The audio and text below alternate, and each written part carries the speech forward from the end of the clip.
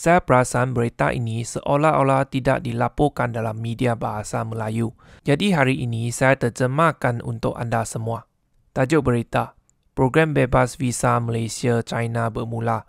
Kumpulan jurugambar China serbu perasan tempatan RM299 lengkap solekan, rambut dan lokasi. Seorang jurugambar profesional menggaduh bahawa selepas Malaysia dan China melaksanakan program bebas visa, banyak pasukan jurugambar dari China terus datang ke Malaysia untuk mendapatkan pelanggan. Dengan menawarkan servis yang murah, pantas dan hasil gambar yang menarik.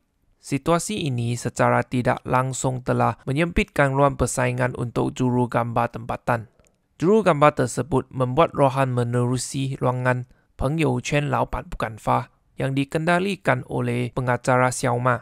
Beliau menyatakan dirinya sudah menjadi jurugambar sepenuh masa selama 9 tahun. Dulu bisnesnya sangat bagus sehingga tempahan penuh setiap bulan sampai tiada hari cuti. Tapi sekarang nak dapat satu job pun kena tunggu 3 minggu. Katanya lagi, situasi ini berlaku bukan kerana pasaran merosot, tetapi kerana pasaran sudah berubah. Selepas Malaysia dan China melaksanakan program bebas visa, kumpulan jurugambar dari China datang secara langsung ke Malaysia mengambil tempahan. Mereka menawarkan servis yang cepat, murah, 2 pasang baju lengkap dengan solekan, dandanan rambut, suntingan gambar, sewa lokasi. Mana ada yang beri video pendek. Semuanya pada harga hanya RM299. RM299. Kos saya pun tak dapat ditampung dengan harga itu. Tetapi saya tahu mereka sebenarnya untuk melalui caj tambahan memilih gambar. Sekeping gambar RM300. Akhirnya bila pelanggan dah pilih gambar, jumlah bayaran naik jadi beribu-ribu ringgit, katanya. Beliau turut menambah, juru gambar dari China bukan saja merampas pelanggan, malah sanggup menawarkan harga tinggi untuk menarik jurusorek bebas tempatan, bahkan lebih banyak menyewa studio fotografi berbanding jurugambar tempatan. Kami langsung tak dapat bersaingan dengan skala seperti ini. Bukannya kami tidak berusaha untuk maju. Peralatan saya dah upgrade. Suntingan video pun saya boleh buat. Malah gaya fotografi pun dah pembagaikan.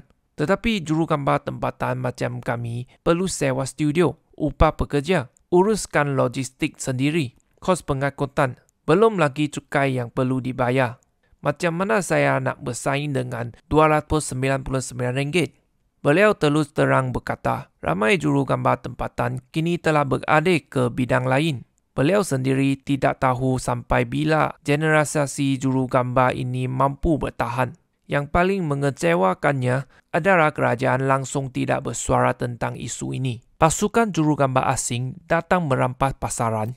Kami bukan tak boleh bersaing, tapi sekurang-kurangnya perlu ada persaingan yang adil. Kerajaan suruh kami bergerak ke arah digitalisasi, suruh kami kreatif dan berubah.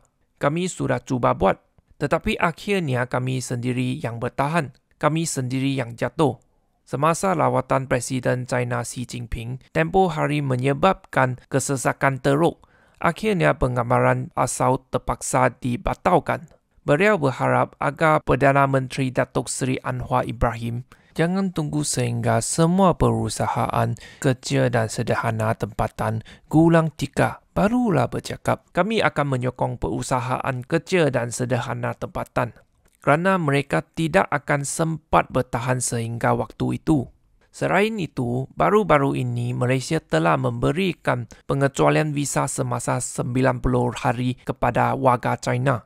Saya percaya kebanyakan rakyat Asia tidak mempunyai kebiasaan melancong selama 90 hari di sesebuah negara. Dalam laporan berita, dikatakan ramai warga China yang datang mengambil pelanggan ini mungkin tidak mempunyai permit kerja. Jadi apakah sebenarnya tujuan kerajaan memberikan pengecualian visa semasa 90 hari ini? Ia jelas lebih banyak merugikan daripada memberi manfaat kepada negara. Mungkin anda beranggapan warga China yang datang ke Malaysia ini hanya merampas perniagaan komuniti Cina sahaja. Atau anda fikir saya hanya pekerja, ini bukan urusan saya. Tetapi apabila perniagaan kaum Cina habis dirampas, mereka pasti akan menyesalkan kaum-kaum lain pula. Apabila perniagaan majikan anda tidak mampu bertahan lagi, akhirnya anda juga akan hilang pekerjaan.